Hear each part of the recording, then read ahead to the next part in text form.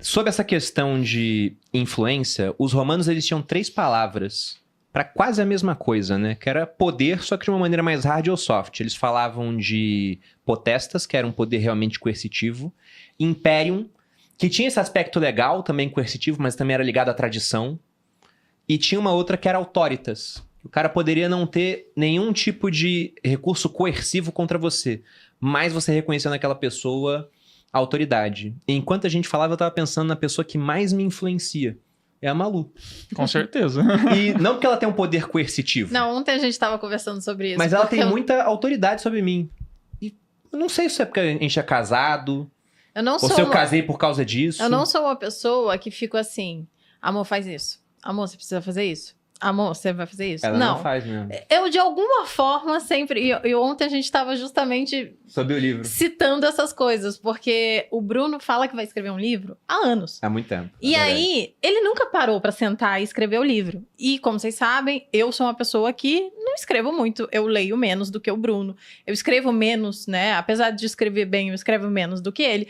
E aí, eu lembro que há 2 anos atrás? Por aí. 2 anos atrás, eu falei, eu vou lançar uma newsletter e vou começar a escrever pro pessoal, porque eu queria me desafiar.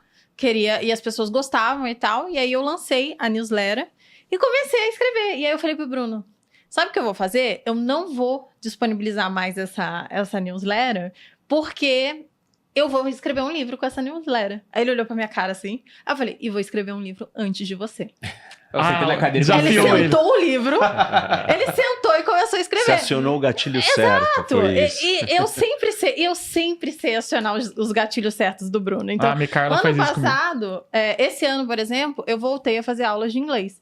E eu falo inglês bem, não excelente, né? Já falava um pouco melhor do que o Bruno. Não, você tem um nível bom de E inglês. aí eu vou lá, sento, o meu escritório é grande e aberto. E aí eu vou lá, sento e começo a minha aula de inglês. E o Bruno passa, assistindo eu fazer aula de inglês. Aí passou 1 mês e meio, 2 meses, ele... Acho que eu também vou fazer aula de inglês. E estou fazendo... Tive aula, inclusive, hoje. E assim, ele começou a fazer aula de inglês também. Eu em nenhum momento falei pra ele, amor, você deveria fazer aula de inglês.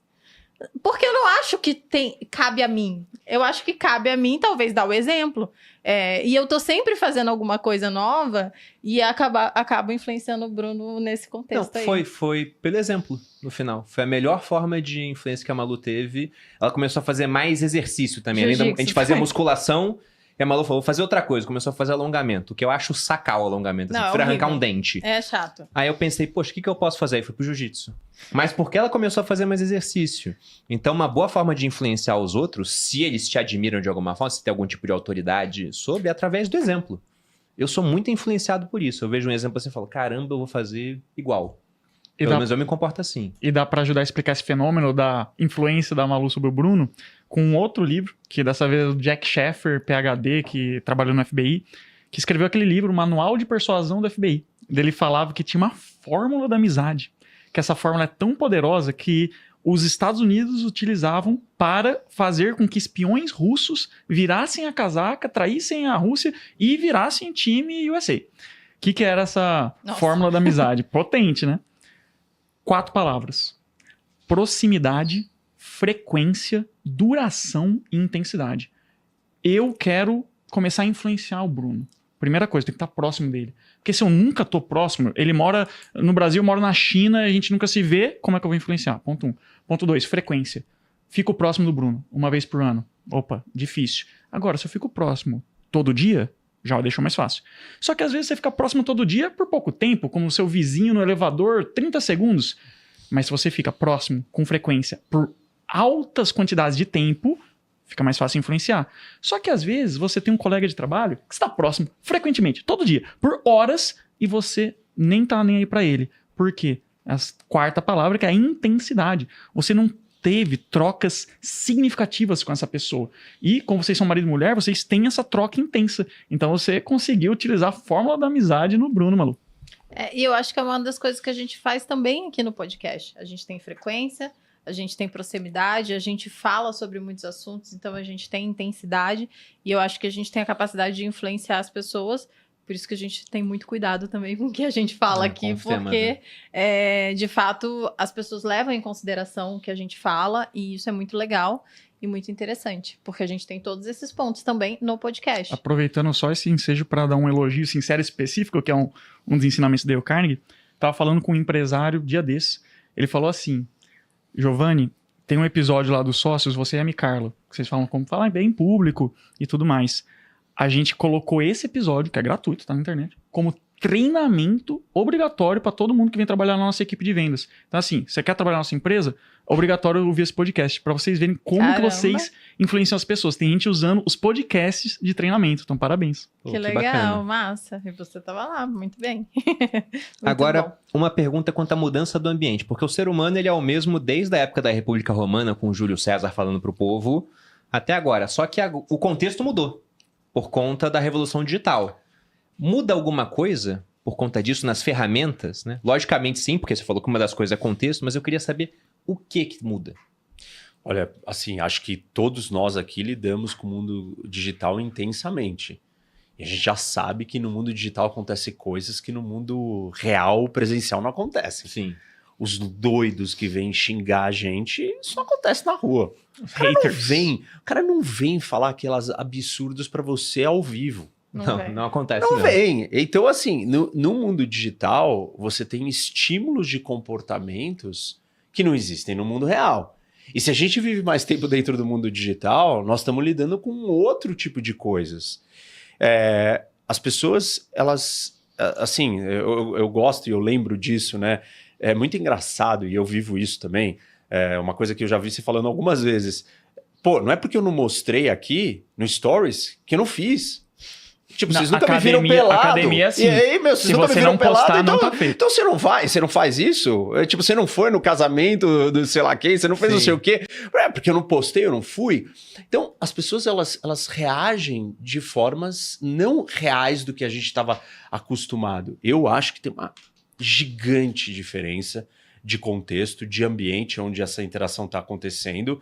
E você tem coisas que são mais simples, diria, porque você tem gatilhos coletivos mais fáceis de serem acionados, que você só faz aquilo e você sabe que o vídeo vai explodir e vai bombar, e aí você não precisa ir tão longe.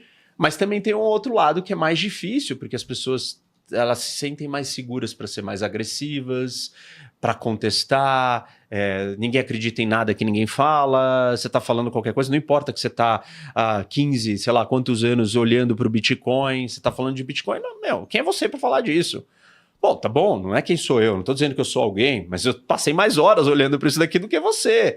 Ó, o dia que você tiver passado tantas horas olhando, tá bom, eu acho que você deveria me ouvir, então, é meio por aí. E no mundo digital não tem mais isso, né? Não tem mais autoridade, todo mundo é especialista de tudo, é especialista de pandemia, é especialista de geopolítica agora, é especialista de oratória, cada um vira o que for, que no é a onda do momento. Todo mundo é especialista. O Twitter é só uma rede social elevada à milésima potência, com todos esses problemas amplificados num nível jamais visto. Isso. É porque no Twitter é um negócio que ele é feito para dar treta mesmo. Porque, por exemplo, o Rock falou alguma coisa que eu discordo. É difícil no Instagram, eu vou ter que printar o post dele, botar no meu e escrever. No Twitter não, basta retweetar e falar, olha essa merda aqui. Acabou. Isso. Igual Elon Musk, né? Só que retweetou LOL. Quanto que você consegue explicar? Por exemplo, e é muito curioso, esses dias eu postei, né, uma pergunta, onde você moraria que não fosse pro Brasil? Aí eu peguei e coloquei um vídeo meu, que não aparece eu filmando um templo em Tóquio, em Kyoto, no Japão. E falei assim, onde seria? Metade das pessoas entenderam que era para responder onde seria o meu vídeo, e outra metade respondeu a pergunta que tinha sido feita, onde que você moraria, elas responderam delas, onde elas gostariam de morar.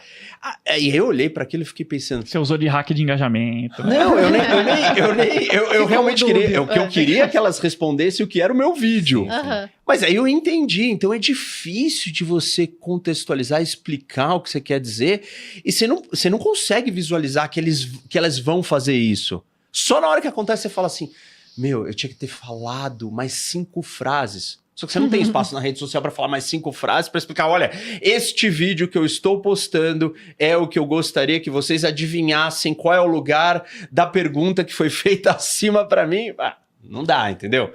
Então, eu acho que tem diferença, eu acho que é mais difícil, acho que as relações de carisma estão sendo mais problemáticas, e por isso que eu entendo que, em parte, nós temos esse fenômeno dessas personas públicas e digitais que exploram aspectos que eu chamaria de mais agressivos. Eu particularmente não entendo. Toda vez Também que eu não vejo, mas, eu fico assim, mas é um fenômeno, cara, é inegável, né? Como pode ter gente que tá seguindo essa pessoa? É uma escrota. Eu fico muito indignada. Exato. Pra mim não faz sentido, porque eu fico pensando, imagina, as pessoas me seguem, então elas estão lá assistindo meu conteúdo, elas dão um voto elas me dão o tempo delas, elas me dão um voto de confiança de me ouvir, pra eu ser escrota com ela, ou então ela não responde, ou eu não responder, eu não Ela te servir a ela. ridicularizar, te diminuir, Não, te gente, rebaixar. pra mim não faz sentido.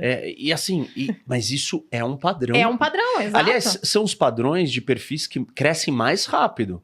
Que Uhum. estouram do nada, do dia pra noite. Quando você começa a ridicularizar, você vira um personagem ridicularizador do resto, de outros, de qualquer coisa. Então, isso me mostra que, assim, as nossas noções do que é ser carismático e o que é influenciar não são mais as mesmas coisas.